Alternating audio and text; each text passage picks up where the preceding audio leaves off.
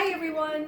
Welcome to the FLX Learning Launchpad page. I'm Renee Hopkins from Livingston County, New York, 4-H educator here, and today we're going to pound flowers. So you might be wondering or thinking, why in the world would we pound flowers? And I think everyone can have a different reason. My reason is because it's really fun. It's interesting because you don't know what to expect, and sometimes I get surprised by the effects of it. For me, it's another way to get to know flowers and plants, and I can create some pretty cool things that I can give as gifts or just to lighten and brighten the world around me. So let's gather some supplies. Here are some things you're going to need.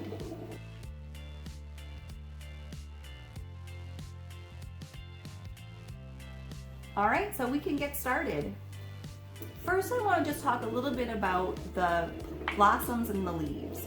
Some are very flat, like this impatient, but some aren't. They have multiple layers of petals and they're kind of thick, like this marigold. It's going to work best, especially when you get started, as you're learning how this works, to try to find flat petals. So the impatient flower I could use whole, like this, or if you have one that has multiple levels, all you have to do is gently pull out or cut with scissors individual petals. So actually here I've got two little cutie pies. All right, and then what you're going to do, you've got your watercolor paper, you've got your workstation set up. So I put a covering on my dining room table, and then I put down a couple layers of towels as well to help absorb some of the pounding. I have a cutting board that's safe to pound on, my watercolor paper, and then I have just a little hammer. You can, whatever hammer you have is fine. We're not really pounding hard. We're mainly tapping. But I'm gonna lay out my petals face down, and they separated, so I'm gonna keep them separated. Get a piece of paper towel. If it's thick, a single layer is fine, but this is kind of a thinner paper towel, so I'm gonna double it. Lay it over the top, and then gently tap.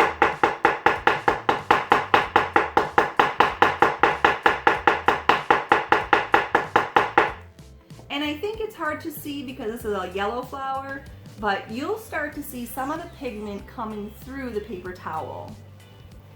You can gently peel it back.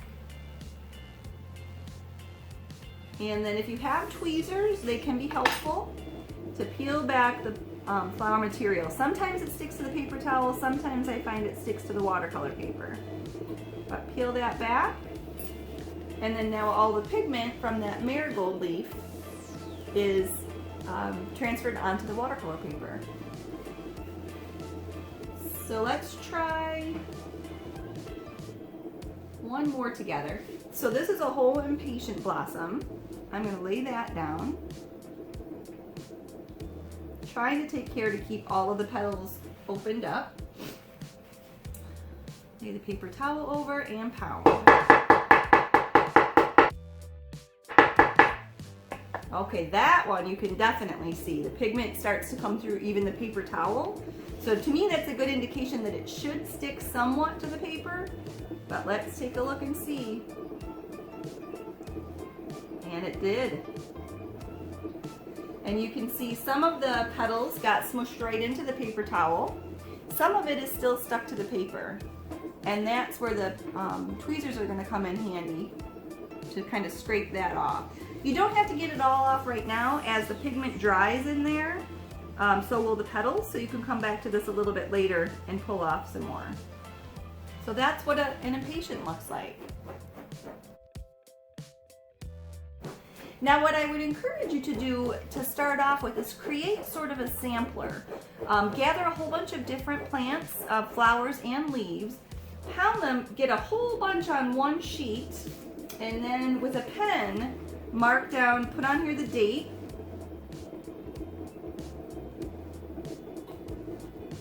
and then label each one that you do. So I had a yellow marigold, and this was actually the salmon colored impatient. Like that. And then I'm going to fill in this whole sheet with as many as I can. so that I have a very cool reference point later on next year at this time when I see flowers coming out again and I can't remember, well geez, how did that marigold turn out? I'll have this to remind me on here that the yellow marigold actually transferred really well. The yellow color stayed in really strong. And the shape got a little bent, not quite crispy and clean edges, but very bright and colorful. I'll know that the salmon impatient actually turned sort of kind of a purpley color as it transferred on there. All right, so don't forget to do leaves too. And we'll check back with you in just a minute to see how things go. The yellow marigold, I love how bright and cheerful that color is. And that was the salmon impatient. I tried some peony leaves. The oxalis I thought turned out really cool. The tulip I was surprised by because it gave me an outline but not much of the inside of the petal transferred. The orange marigold turned out nice and bright. The dandelion was really fun. And the daffodil petal, the marigold leaf. The Johnny Jump Up is one of my favorites. Lemon balm and parsley.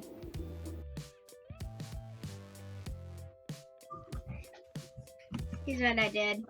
Nice. What kind of flowers were you using? 90 different kinds. Mostly these. Oh, that's the oxalis. The purple ones. Those are one of my favorites. I love the shape and the color turns out really cool too. What else did you use? Pansies. Okay. These. Daffodils. How did that turn out for you? Good. Which ones were those? Most like these. The nice bright yellow ones? Did you have any other yellow flowers or was that it? And then I also used some of these dandelions. How did that turn out? Good. Then also my yellow ones. I recognize some of the oxalis. What were the yellow ones? I see some yellow on there. Which flower was that? I picked some from our garden. It was these ones. Oh, you did some daffodils too. Nice. I only got some, but this is how what I got. So once you have an idea of how the petals transfer, what the color looks like, what the shape looks like, then you can start to plan out in your mind what sort of a design you think you might like to create. It could be totally random, just based on the colors that you liked the best. But I think a fun project to do are bookmarks. It's a small space. The watercolor paper is a good sturdy paper for a bookmark. And you don't need to have a lot of petals to do one, and they make really cool gifts. Especially if you made it and you're giving it to someone that you love, they're gonna love it, especially because you put your time and effort into it. So I'm gonna make a little bookmark here, and I really liked the way the oxalis petals worked, but I'm gonna actually pull them apart because I think that the one side looks a little bit like a butterfly leaf. So I'm going to do it in such a way that I can line up two to create butterflies on my bookmark. So I'm going to actually pull these apart so that they're individual. And I'll show you what to do.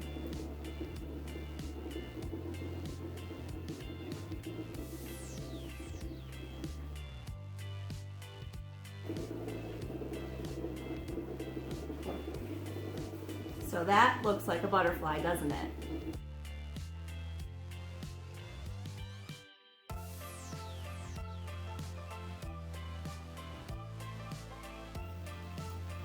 And there it is.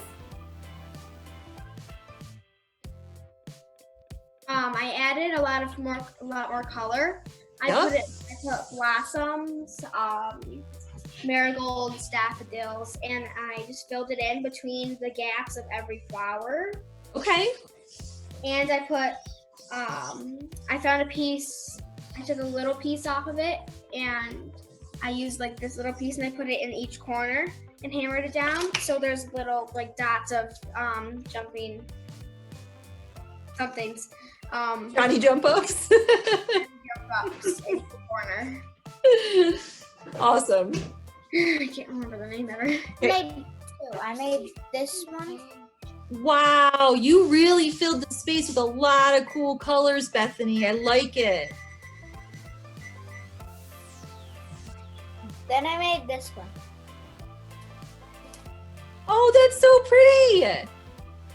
I can see you were really very particular about how you wanted to lay out the leaves and the blossoms. Nice. All right, to make the Pom Pom, this little cutie pie here, this might surprise you, but we're going to use a fork. Okay, and I've got this variegated yarn here. You're gonna get a tail, about that long or so, and snip that. You can always make it shorter, but you can't make it longer. So this looks like a little, maybe like 14 inches or so. Probably don't need it to be that long, but again, I can trim it later. You're gonna lay that down in the middle of your fork. Now, when I make these, I just pinch and hold that with my fingers. If that's hard for you to do, you can tape these down just to hold them in place while you're making this. And then while the yarn is still in its skein, you're going to line it up here. And really all you're doing is wrapping it around the fork, and each time you go through, you're putting it through the middle tines. Okay? So I'm coming through.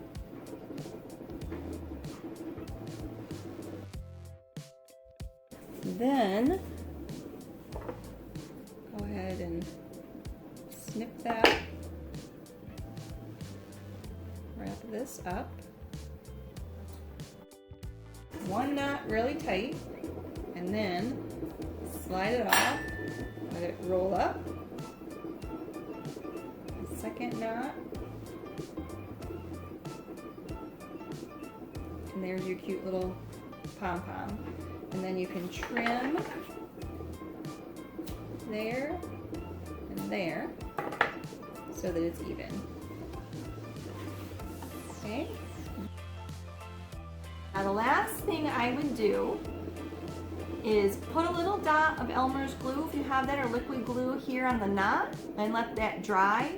And then you can snip off the excess, and you won't have to worry that the knot is going to come untied. So can you think of anybody who might appreciate receiving a bookmark with a nice little note from you in it that says that they're thought of and cared for, and that they should take some time for themselves and use this bookmark as a reminder to do that? I bet you do. So I encourage you to make a whole bunch of these and send them out as gifts. I think they would really brighten someone's day.